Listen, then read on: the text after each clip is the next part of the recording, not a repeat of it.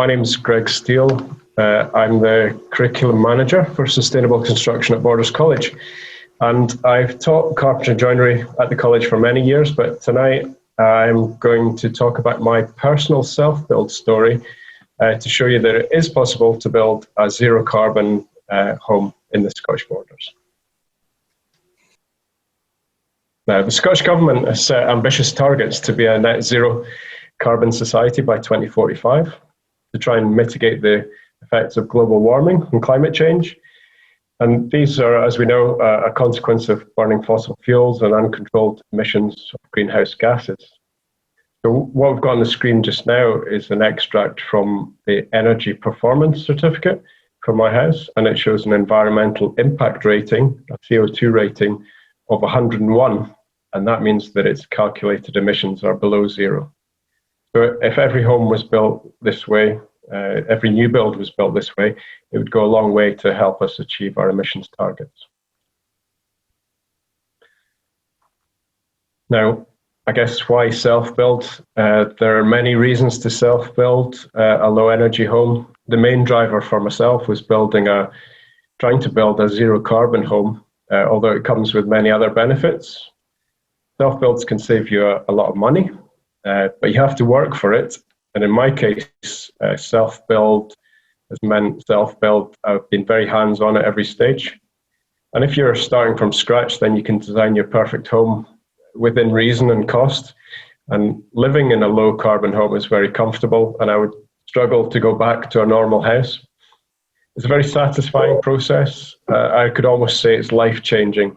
Certainly, I've got lots of cherished memories. A lot of blood, sweat, and tears has gone into these builds. Cost is important, but I just want to touch on it briefly. I did my first self-build project in 2006, and it was a really good success. But the figures don't really tell the whole story. It was 2.5 years of really hard graft, and living in a static caravan with a young family had a number of challenges. When we arrived on site, we contacted the services, and we were very naive, and it took us 12 weeks of living on site before we even had electricity. The first build itself was a medieval oak frame wrapped in a SIPS envelope, which is a structurally insulated panels. And back then, everybody thought we were mad to not have central heating and rely on a whole house ventilation system, but it worked, and it's a really cozy house. And then 10 years later, we felt the time was right to do it all over again. So now this is 10 years on, and after the first build, we were always on the lookout for another plot with a bit more space. We'd pick up the property papers, we'd drive around the countryside looking for sale boards, speak to farmers and landowners, and eventually we came across a plot in Earlston that fit the bill, with 3 acres, a derelict porch cabin, and a dead tree. It was perfect. Once the plot had been secured, the next stage was design. Now, self-build design, I wanted to go more eco than the first time round, something even better. The first time round, we had sash and case windows because we were in a conservation area, and they were drafty. So I wanted this time to have very high levels of insulation, high performance windows and doors, mechanical ventilation with heat recovery, and no central heating. And I needed professional help with the design. So we interviewed a number of architects locally, and we finally settled with Keith Renton, who's a passive house specialist. We didn't want to have a certified passive house, but we wanted to use the passive house design principles to make it as close to zero carbon as possible. And this was going to be a big project. We sort of combined forces with my in-laws to build a big family house plus a self-contained 2-bed annex. And it is a blank canvas. So it had to be buildable. So for me, being a joiner, a timber frame was chosen. We decided on south-facing for lots of solar gain, highly insulated, low air permeability, so there's no drafts, a self-contained annex, and the architect suggested that we have a green roof. So we liked the idea of a living roof. So we started in earnest with planting sedum, and from seed and from cuttings, and we started on the Portakabin roof by growing our roof in advance of the build. After many iterations, this was the final design. Again, south-facing glazing, the green roof, super insulated, space for two families to live together but independently, with a shared plant and utility. So it was, and it fits the plot really nicely. Planning permission was a bit of a trial. So this was the first time in the architect's career that his design had ever been rejected. We were all shocked when that decision was made. We had no objections from the neighbours. Just the decision of one planning officer led to the rejection. So we dutifully planned and prepared for an appeal, and 6 months later, 6-month delay and lots of money to produce the appeal, we went to a planning appeal. It was a really nerve-wracking process. We presented our appeal. We were allowed to attend the meeting, but you're not allowed to say anything. So we had to basically sit on our hands and wait for the councillors to decide our future. Unfortunately, there was no objections and it was unanimously approved. So we had to go ahead. So that was great. One of the planning conditions, because it was a farmsteading, previously been a farmsteading, there was a contaminated land survey to be done. So this involved digging approximately 30 to 40 holes, trial holes, on a 6-metre grid across the site. And then samples of soil were taken at 300, 500, 700, 1 metre depths. And these were tested for heavy metal contamination.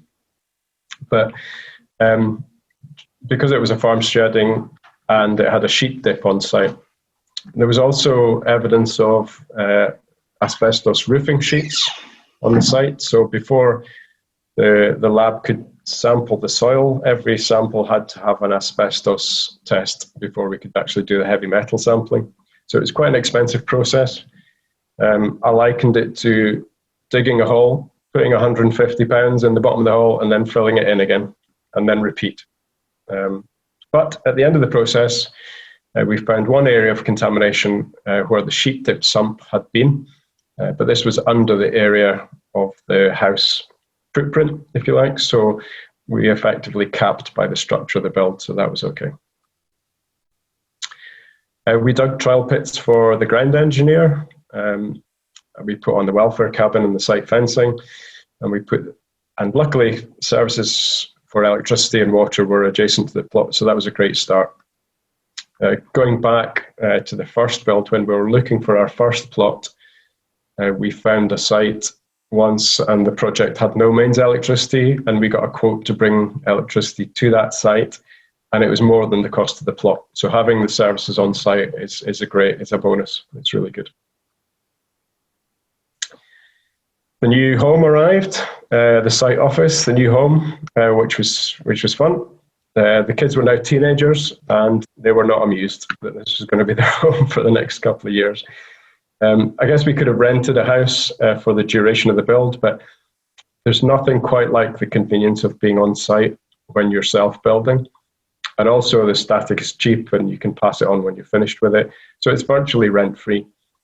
And it's a really good incentive to crack on with the build and not waste any time, so you can get out of the caravan and actually into the house. The amount of personal involvement in a project can range from nothing, you appoint a main contractor and let them get on with it, to as much as you want to do. And groundworks is not my area of expertise, so this time I subcontracted the groundworks to a local company up to the concrete slab height. In the first self-build, like I said, we were quite naive for our first build. We poured the concrete for the foundation trenches ourselves. It was one of the hottest days of the year, and the boom didn't reach the back of the plot, so there was a lot of raking wet concrete and sweating and swearing. So I guess that convinced me to subcontract the groundworks this time round. So getting to the design of the build, the design for the slab was a passive slab. Effectively, onto flat ground, you place high-density polystyrene formwork, which supports a reinforced concrete raft. The polystyrene is 300 millimeters thick, so you're effectively completely isolated from the ground with a 100 millimeter concrete slab, which is thickened in areas of load-bearing points. The formwork wraps around the sides and is continuous with the wall insulation to eliminate any cold bridging. So effectively, really well insulated from the ground. The site was only gently sloping, but even with one step in the build, it was quite a challenge with the drainage and the tanking required to get the foundations correct. So we leveled the foundation site with a layer of gravel, and then we put the 300 millimeter formwork down. It was lined with DPM, and the steel reinforcement went in, and then the concrete slab was poured. The process was repeated for the upper slab, and when the slabs were poured and the groundworks services were complete, it was over to me to start the build on the superstructure. That was my responsibility, now main contractor, and the next stage was the timber frame build. Being a joiner, it needed to be simple, so effectively what I had was a pile of timber, some drawings, a saw, and a nail gun, and that was it. And part of the build was to build a timber-framed barn next to the house, so I decided to build that first. And it was also going to provide a good storage facility during the build. And eventually it would be the stables and my workshop. The barn was designed using one section of timber, 6x2, and I used a drawing package called SketchUp, which is a 3D modeling program. The house was designed with one section of timber too, but much bigger section to give us more insulation. And it was a 10x2 frame, so a really heavyweight frame. The frames were laid out on the slab, and they were built on the slab and lifted into place. They were heavy, and with the amount of materials arriving on site, I decided to buy a second-hand telehandler, which was great. It turned out to be a great investment, and it worked hard every day, and it's been a real workhorse. It did have a few issues. Being an old second-hand model, it would run for about an hour, and then when it got too hot, it would only go in reverse. So you had to stop and let it cool down, and it would be absolutely fine the next, in a couple of hours' time. So you just had to be careful with it. One of the biggest feature with this design was the levels of insulation in the build. So I choose a wood fiber insulation for the main insulation material. And we fully filled the timber kit with 140 millimeters. And then we added an extra 100 millimeters of compressed wood fiber on the outside to give us a U value of 0.15. This is a good U value, but the performance of this building is not only the U value, it's much more than that. The actual design was Natural Building Products system, which gives you a vapor diffuse build. So any moisture that was ever into the structure is able to diffuse outwards towards the outside. It's also a very high thermal mass, and it has a designed to have a 12-hour delay decrement. What that means is that the heat flow through the wall would take approximately 12 hours to get through. So it would limit overheating from the sun during the day, and the delay of that released heat would be overnight over that 12 hours. And this gives a very stable temperature across the 24-hour period. The telehandler was invaluable for unloading. We had 2 Arctic loads of insulation for this build, which came from, I think the Arctic came from Poland. And every space around the site was packed with a pallet of insulation on it for a while. It was just there was just so much insulation. The insulation was designed to be a tight push fit into studs at 600 centres. The snug fit eliminates any gaps around the insulation, and due to the structure and the density, it doesn't slump in the cavity like other insulation materials. So it gives us a really neat, gap-free insulation that really fills the cavity. This was followed by the compressed board, which is tongue and groove profiled, and it was secured onto the timber frame with long screws holding it into the frame. We used two types of board, one to render directly onto, and the other one was designed to be strapped and clad with timber. The insulation continued into the roof, and the roof was constructed with I-beams. So we had a 300mm I-beam that was fully filled with blown cellulose insulation. So this was pumped in under pressure into the roof joist void at a consistent pressure to give a known density of insulation into the roof. And then the holes were backfilled in the OSB, were filled and taped once filled to maintain our airtightness barrier. I'll come on to that next. The internal layer of OSB3 was used as a structural sheathing for the timber frame, but it also doubled up as a vapor control layer and an airtight layer. So it was a really neat design, but it meant that all the joints and junctions in the OSB had to be taped with a special airtight tape. This tape is really highly technical, and the solvents, well, the adhesives in the tapes don't have any solvent in it, so they're guaranteed to never dry out and lose their adhesiveness for the duration of the building's lifetime. Unlike duct tape and other things which eventually lose their adhesiveness, these airtight tapes are specially designed to last to the lifetime of the building. We use special waterproof tapes and primers to seal to the concrete as well. So we sealed all the junctions in the OSB and sealed all the junctions floor to walls junctions as well.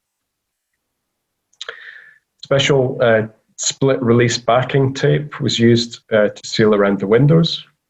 And the windows were quite a neat feature. They were lined with OSB also. And this was used as fixing for the windows to avoid the use of clips, which are notoriously difficult to airtight seal. The OSB was attached to the window all round, and the OSB was fixed back to the structure, and all the joints were taped. And on the external face of the windows, contraband and aluminium sills were used to weatherproof the window on the external face. Airtight details included EPDM rubber grommets were used to seal any surface penetrations through the airtight layer. And the dead tree on the site was upcycled into the window boards and other finishings, which gives a really nice spalted beach finishings for internal. The wood burning stoves that we put in, kind of as a backup heating system, were a bit of a challenge for airtight detailing. We originally planned to bring combustion air into the building via ducts in the slab and using a conventional double-skinned flue. However, this approach required a 50mm clearance around the flue penetrations, which totally defeated the airtight detailing of the rest of the build. So the solution to that was to use a French flue system, and it was a triple-walled flue where the combustion air comes into the building through the flue itself. So you've got a normal double-skinned flue with an extra skin around it, and that allows an air track for combustion air to come down into the building, which is then ducted off and snorkeled into the flue, which allows us to have a cool outer skin on the stove flues, and this can be then sealed to the airtight layer. So that was a neat finish. Some of the windows going in were too heavy to manhandle. These are triple glazed windows, and some of them were very large, so we required a robot to come and help handle the windows. Another feature of the windows, bifold and trifold doors for patio doors are notoriously difficult or impossible to make airtight. So we opted for a sliding door system, and when the handle is engaged, the whole sliding door unit is pulled into the seals, making it an airtight solution. In the building regulations, the airtightness of a building has to be less than 10 meters cubed of air per meter squared of surface area per hour at 50 pascals of pressure. Now that's a really lots of units in that. But then the number's important. It has to be less than 10. So we, in the design phase, we set a target air permeability of less than 1, which is 10 times better than the standard building regs. And actually, when we did the test, our air permeability that we achieved was 0.8. So we were really chuffed, and the miles of tape and the attention to detail and the air tightening detailing around the house really paid off. So we've absolutely no drafts in the building, and we can recover all our heat through our mechanical ventilation recovery system. So it's fantastic. One of the other unusual features of the build was the rubber roof, which was the waterproofing covering for the green roofs, living roof system. Each roof slope was covered with a single sheet of Firestone rubber, which appealed to me because there's no joints in the roof surfaces that can leak, if you like. It also allowed us to incorporate gutters for the rainwater. And the green roof was a multi-layer with ultimately with sedum growing on top to provide our living, growing, biodiverse roof. It included a felt layer to protect the rubber, a water retention layer with mini cups to hold the water, and then a perlite and foam and loam acts as the substrate for the thousands of plugs that we grew on site. And we used planted those little plugs at probably 300 centres and allow them to spread out on the roof over the surface of the roof. The plugs have really grown into a nice carpet of colours now, so we're really pleased the way the roof has matured. Worth mentioning at this stage is the render. It was a product from Bomit, a self-coloured top coat, meaning that it wouldn't require any painting. It also has a nanotechnology coating that's claimed to be self-cleaning. Now, the way it works, I guess, is that any dirt that is on the surface of the titanium oxide surface coating, it reacts with UV from the sun and then releases the dirt, which subsequently, when it rains, washes clean. So it's meant to be self-cleaning, but actually 5 years down the line, it's still pretty crisp and clean. So I think it does work. It's a really neat product. The sedum's growing really nicely on top. The build was designed to be maintenance-free, so for years to come. I didn't want to have to paint and maintain 300 meters of fascia every 5 years, so we designed the top of the gutter and the fascias to be designed in lead work. Now, lead is a fantastic material. It's very sustainable. It's 100% recyclable, and it's virtually maintenance-free for many, many years. So it's the ideal product if you want to just put it on and leave it. So I cut and formed panels and capping pieces, and after a bit of practice and some tuition from my plumbing colleagues at work, we finished the capping piece and the fascia around the build, and it worked out really well. Really pleased with the outcome. It's really smart looking, and it's maintenance free. Other features include the mechanical ventilation heat recovery system, a whole house ventilation system that recovers the heat from extracted air and constantly supplies fresh air into the whole house. It's very unobtrusive and works away in the background. We have a small LED panel in the living room which controls the programmer, the boost, the filter reminders, and we have boost switches outside the bathroom shower rooms. Controlled ventilation is key to energy efficiency in the winter, as all the heat that you extract with your air changes is recovered and transferred to the fresh incoming air. So it's really nice. In the summer, like any conventional house, windows and doors are open, and fresh air comes in. Part of the design was passive solar design. So because of the glazing on the south face, we got the large windows. We got a lot of solar gain. The gutters act as a partial solar shading during the summer months, but in the winter they allow the full sun to hit the south face of the building. And this heat is designed to be captured by the solid concrete floor.